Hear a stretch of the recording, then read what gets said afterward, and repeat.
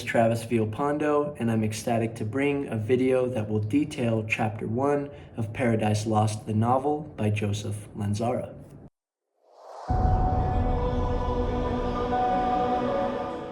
This book is a novel that adapts the story told in Paradise Lost, the epic poem by John Milton, which was written in the 17th century.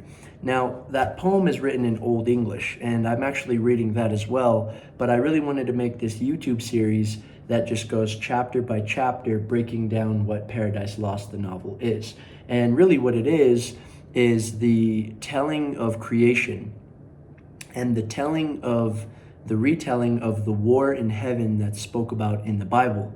And ultimately, we see this story where Lucifer, the character Lucifer, is more or less the main character. Now, just to completely set the stage here, let's not confuse that Lucifer is the main character, and let's not conflate that with him as the good guy. Now, Lucifer is very much the villain of the story, truthfully, but he is, I suppose, the protagonist. So it's important to understand that the narrative develops around Lucifer, and he is the main character, but he is also the ultimate villain. So here in front of me, I have my notes from reading Paradise Lost, the novel. I have 13 or 14 plot points that I'll run through real quick, and at the end, I'll do some elaboration and tie it all together.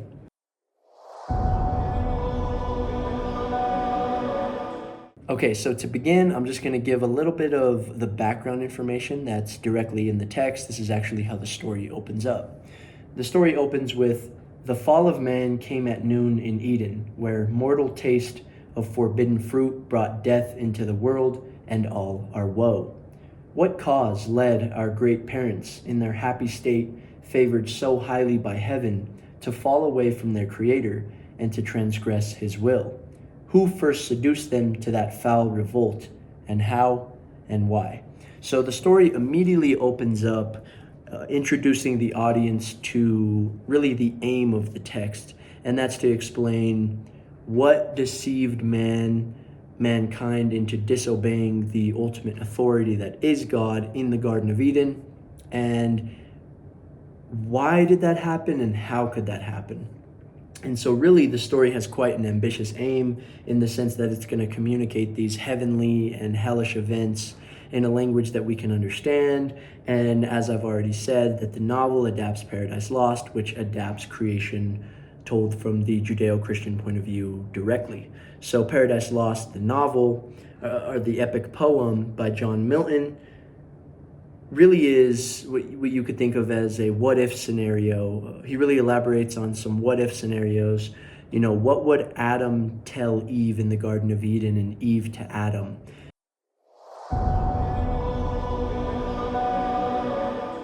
Okay, so the setting that we're immediately given by the author is one of heaven. And so heaven is explained in this quite beautiful and poetic way. Everything is in perfect harmony, and the angels are ordered in the hierarchy that's the most appropriate and perfect, with God atop the mighty throne. And it actually opens up with this telling of a celebration and a gathering of the angels. And it says that the angels gather by the thousands and thousands in celebration of the highest throne, God. And they approach not the inaccessible throne upon the flaming mount, whose top is rendered invisible by brightness. So it immediately tells us about these amazing creatures, which are the angels, but it emphasizes that the angels do not approach the flaming mount that is the throne of God. And so it already is establishing just how powerful God is, even in comparison to the angels. Of course, God being that which is omnipotent, omnipresent, and omniscient. He is the one who created all and created the angels, so of course they are subordinate to God.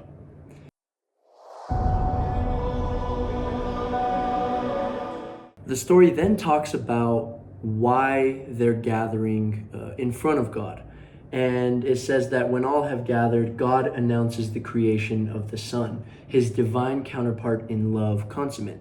And I just want to do a little bit of elaboration on what that means. at least the way that I take it. So consummation is intimate love, often characterized by sexual intercourse, but the main takeaway is that the metaphor serves as the deepest and closest form of love that we could possibly imagine. And similar to how marriage joins two into one, consummation shows that they are one in the same, the Father and the Son. So the angels are all gathered around God, and God is announcing the creation of the Son.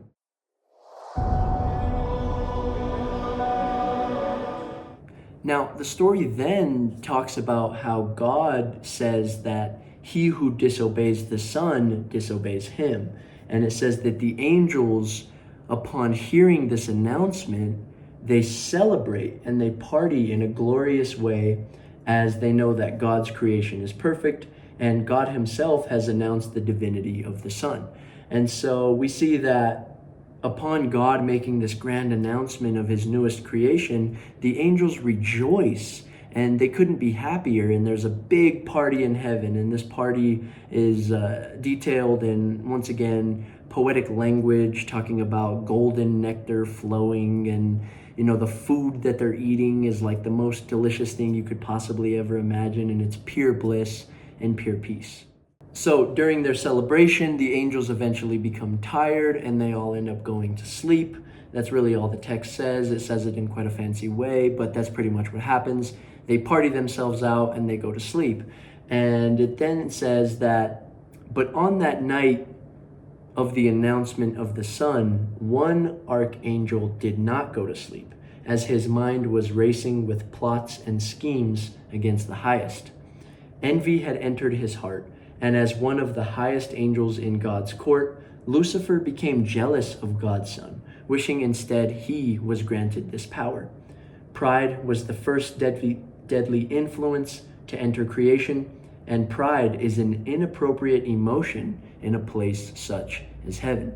So the story already begins to emphasize that God's order in heaven is perfect. And it even mentions how the angels are arranged in a more or less hierarchical structure with God at the top, but everyone is in their perfect place, and everyone really serves the order in a perfect manner, right? Any disruption to this harmony is really the invention of disorder and chaos and bad into the world, because the Creator knows perfect order, basically, is the idea that's being told here.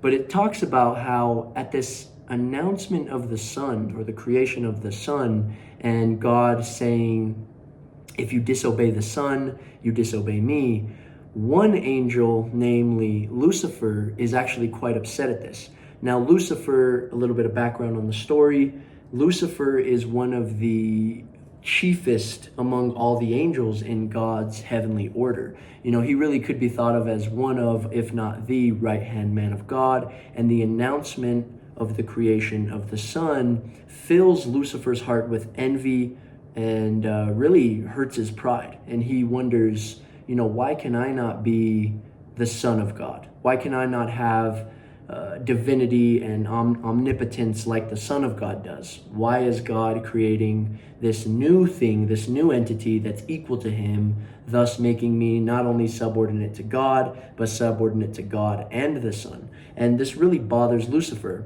And as I'll surely elaborate as I keep telling the story, Lucifer is the personification of, I think, mostly envy, jealousy, pride, and arrogance, really. And he's also very smart. He's also very intellectual and clever. And so that's a little bit of background on Lucifer. The story then says that Lucifer speaks to another angel, and he speaks about a plan to overthrow God. And he talks about how, he really convinces these other angels into believing that God is not the proper authority, and shares this idea that, he and neither should they, these other angels, really bend the knee to the Son of God. He fills their hearts with envy and jealousy and pride. And this actually works quite well, because it is told that 1/3 of all the angels in heaven were convinced by Lucifer. And thousands upon thousands, and maybe even millions of once loyal angels to the Almighty God followed Lucifer. in pursuit of their own pride, arrogance, greed, and disobedience of the proper authority. They even are told to gather at what is described as the palace of Lucifer.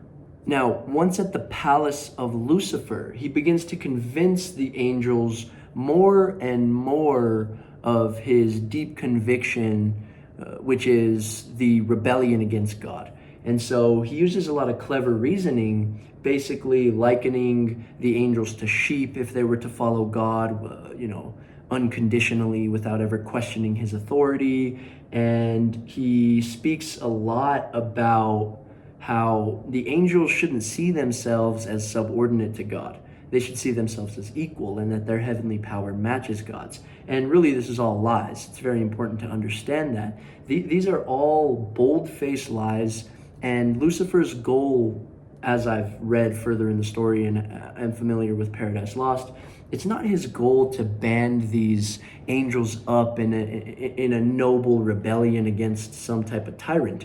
What he's doing is allowing envy of the highest to fuel his hatred for the Son and his jealousy for the Son, God's newest creation. And he's acting as if he wants the angels to band together in this courageous rebellion against a tyrant, but it's simply all for self-serving purposes, because Lucifer himself just wants to be in the position of God or even the Son, and he could really care less about the other angels, but he does a very good job of convincing them otherwise.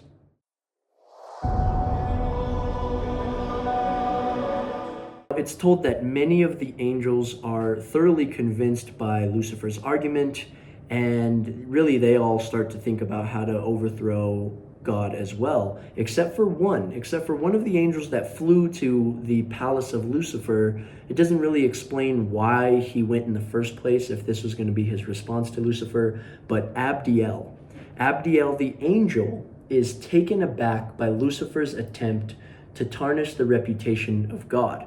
He stands up to Lucifer and says, "No ear in heaven has expected ever to hear an argument so proud, false, and profane from you, least of all, who is placed so high above all of your peers. By him you now deride."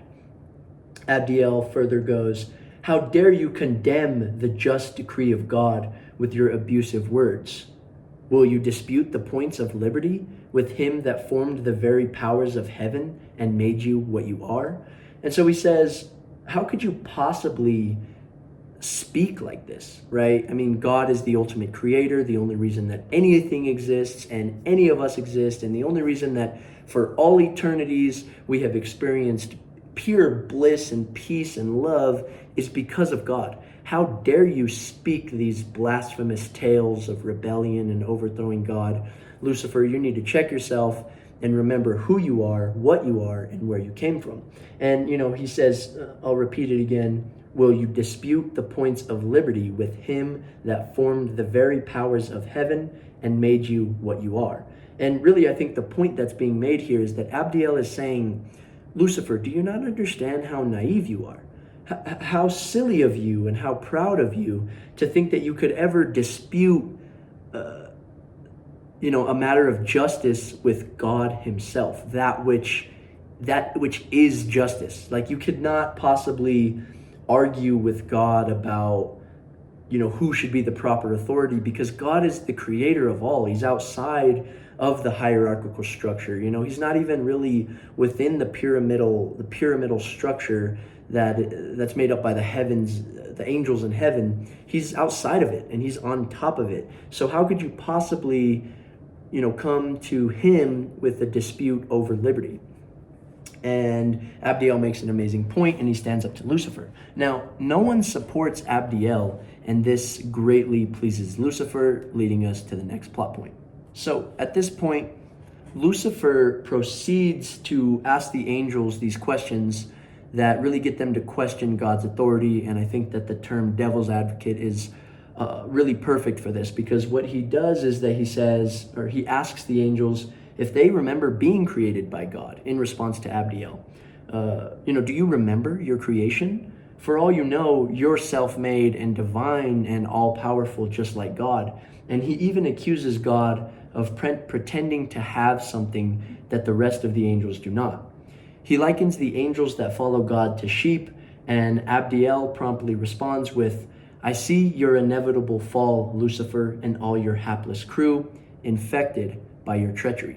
And really, this shows just how awesome Abdiel is. And this is what I meant when I was talking about, the proper time to be rebellious. Because if there's a tyrant, right, a harmful ideology, a harmful way of living that is being enforced by an authority, then it's actually the right thing to rebel against this authority. We might think of an example in Star Wars as Luke and the rebellion that he takes against Darth Vader and the Empire, of course, a Star Wars reference.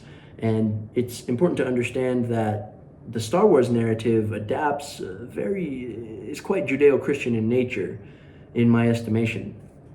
And so there are proper times to stand up to authority, but this story does such an amazing job of explaining when it's appropriate and when it's not. And it's certainly not appropriate to rebel or question the proper authority, which is God, which I like to think of it as, take one O away, and God is the pure embodiment, characterization, personification maybe of all that is good, all that is just, all of creation itself. And really, you can't question creation, or at least the proper order that is embedded within creation as a result of God speaking the world into existence. That's directly a biblical idea that's being explored in this narrative.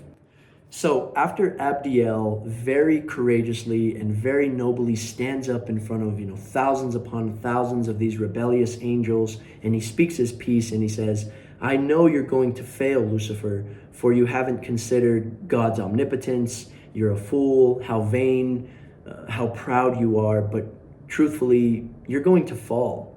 And at this point, rebellion itself is invented, more or less, right? That's why Satan, which means adversary, which is like the demon name of Lucifer, Lucifer meaning son of light, Satan meaning adversary, the adversary of God, or the adversary of the Son.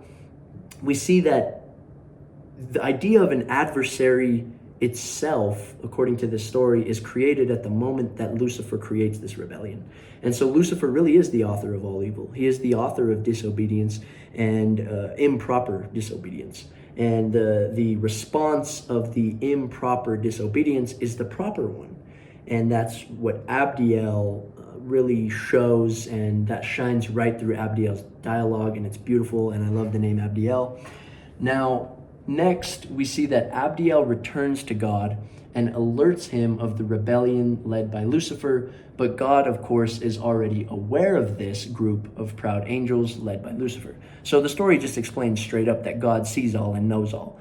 And that's quite hard for us mortals to wrap our head around, but, conceptually, we have to think about this entity that knows all and sees all, and you can't hide from him and you can't deceive him because he knows all. And that's really explains how silly and futile an attempt that Lucifer is about to make. And God actually rewards Abdiel with words of praise and says, you standing up to the proud archangel Lucifer is really me shining right through you. And that's the ultimate compliment. And Abdiel recognizes this, and, Abdiel is really a character you want to be like, as far as I'm concerned. Now, the next thing that God does is order Michael, the archangel Michael, who is the prince of celestial armies, to gather up a military to meet Lucifer's army head on. And he tells Michael and Gabriel being next in command to Michael, to prepare for the war in heaven. And God's dialogue is, assault them with fire and drive them to the brow of heaven, out from peace and bliss, into their place of punishment, the gulf of Tartarus, whose fiery chaos opens wide, ready to receive their fall. So really, God already prophesizes, I'm not sure the correct term there. God basically states and foreshadows that the angels who are loyal to him are going to drive these fallen angels out of heaven into Tartarus, which can be likened to hell. In me doing some research on Tartarus, it's a pit of darkness only illuminated by the fire that the demons are eternally and perpetually consumed by. And so the story then describes the angels flying up in unison at this command, as if the total kind and number of birds on earth at once took flight together in orderly array. So it really likens this idea of all the angels flying up to meet Lucifer and his army head on, as every kind of bird and every bird on earth flying in a perfect array all at the same time. And really, that's just a little bit of the beautiful poetry embedded in the story.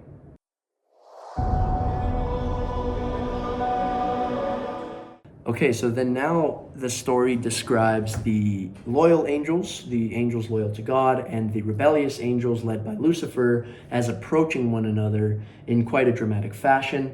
And it says that high in the midst of his darkly foreboding vanguard, exalted as a god, sat the apostate Lucifer, idol of divine majesty, in his sun-bright chariot enclosed with flaming cherubim and golden shields. And so really the author himself is already kind of dissing Lucifer in a sense, because he's saying that he's an idol of divine majesty, exalted as a god in his sun-bright chariot. He's really copying God. And Abdiel very quickly notices this copycat style of Lucifer and meets him with courage. And there's a lot of explanation of Lucifer approaching with the army of the rebellious angels behind him, and Michael and Gabriel leading the other angels to meet them. And it uses this super hyperbolic language to explain the magnitude of what's about to happen. And it's pretty awesome, actually.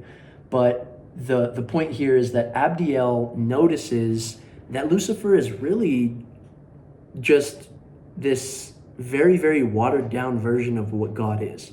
And that's all he could ever be. Because Lucifer, when he was in his proper place, was this admirable son of light.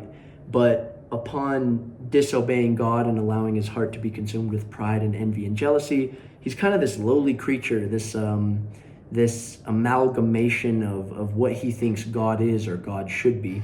And it's really arrogant and greedy and prideful, and his chariot is so fancy and decked out with diamonds and gold, essentially.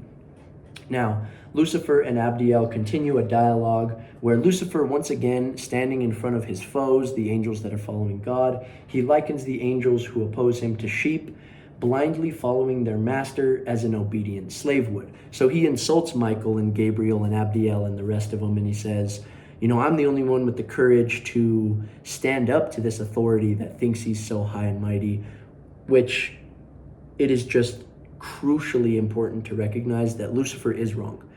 Some people interpret this story as Lucifer is the protagonist and the hero, and that he is the one who is rebelling against the tyranny. And I'm going to explain a little bit at the end here why Lucifer is so incorrect, but why this idea of rebelling against tyrants is a very good thing. But Lucifer has it very twisted. He's manipulating reality in a way that's self-serving. He's using the other angels as a means to an end, right? He's justifying and intellectualizing his pride and his envy and the ugliest parts of him, and he's empowering himself with these lies ultimately, because Lucifer's a liar, and the person that he lies to the most is himself. And Abdiel recognizes this, and there's this amazing part right before the angels and the devils, I guess we might call them, are about to battle, and Abdiel has enough of Lucifer basically trying to damage the reputation of God and the other angels. And he says, Lucifer, nor are you free, but to yourself enslaved. And that's just beautiful. And this is why the story is so awesome, because it just immediately opens up with this very, very blunt take on what Lucifer is. And he is that which is enslaved to his own ego. Okay, so then after Abdiel accuses Lucifer of being enslaved to himself, the story then describes Abdiel's first act of war as, quote, a noble strike lifted high and so swift with tempest, which fell on the proud crest of Lucifer that no quick reflex with shield could ever intercept it. 10 huge paces did Lucifer recoil from the strike, and the battle of angels has begun. So really the first act of war is Abdiel saying, you're a slave to yourself, you're not free, we are not sheep, you are a lowly creature. And then in this like very swift motion, he attacks Lucifer. And Lucifer is like blown back 10 huge paces. And this is really an epic retelling of what a war in heaven would be like. Putting it in human terms, in the way in which we understand war. And now, lastly, to the last plot point I have here, which isn't a plot point, but it's more what's going to tie in the main message of chapter 1. And I want to talk a little bit about how this story very much mirrors the Exodus narrative. Now, Exodus, just to run it by you real quickly, is the story where the chosen one, or the hero, being Moses, stands up to tyranny and leads the enslaved out of the tyranny and into the land of milk and honey, or into paradise. And really, what we have to understand about these rebellions against tyranny is that when there is a tyrant, such as Pharaoh, and Lucifer's a lot like Pharaoh, because if you know the Exodus narrative even just a little bit, you'll understand, and maybe even some Egyptian mythology, you'll understand that the Pharaoh likens himself to God. It's like the living vessel that God flows through is the Pharaoh. It's this complete identification with divine power. And that idea is quite dangerous, because then that means that that person, Pharaoh, gets to make all the rules, and he really gets to justify all the rules with saying, well, I am the Word of God. I am the living Word of God. I am the body of God. But he's the improper embodiment of God, more closely to something like Lucifer. Yes, a Pharaoh is quite powerful, but in the Paradise Lost, in the original, in the poem, there's this recurring message that Lucifer puts out into the story, and Lucifer says that it's better to reign in hell than to serve in heaven. So really, Lucifer can't get out of his own way. His own ego, his own pride, and his arrogance is what separates him from the love of God. And I'm going to definitely elaborate on how this mirrors quite well with Exodus, and how rebelling against tyranny is really our ultimate duty, whether you're a Christian or just a person interested in morality as such. We have to understand that when you come to have a strong conviction about the world and the way it should be, and you have the proper evidence to back it up, and the life experience, and your wits about you, and you're humble, and you see yourself as someone that should encourage good and fight against evil, well, then it really is your duty to rebel against tyranny, but it is also our ultimate duty to comply with the proper authority. And those two ideas go hand in hand. So yeah, Lucifer is not the main, he's not the hero of this story at all. He is the main character, so you could say he's the protagonist, but I just want to repeat that point over and over. Lucifer is not the good guy. And if you think that Lucifer is the good guy, I think that's a little bit more of a confession than it is an observation.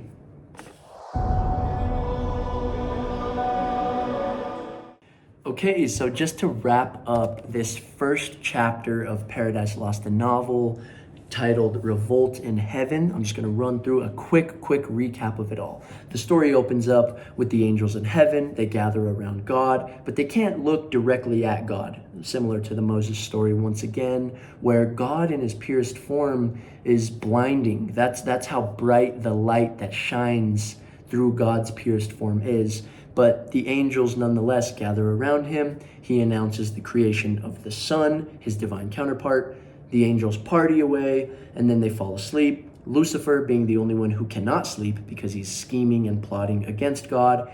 And the story is very specific about why he's plotting against God, and it's because his breast was I believe the language is that his breast was consumed with envy or something along those lines, and his heart tainted by pride and arrogance and greed. And so we see Lucifer begin to get in the ears of other angels and to convince them of their own divine power, and gives them hopes and dreams of overthrowing God for self-serving purposes. And he's really just putting on a front because he just wants to be like God. He just wants to be the man in charge. He is the ultimate tyrant. Everything that, Lucifer's idea of the world is the right one, even though ultimately that's unearned privilege, because the creator, especially in this narrative and in Judeo-Christianity as a whole, you cannot be more powerful than God. And that's really something that I think mortal men, that's one of the lessons we can take away from this beautiful story.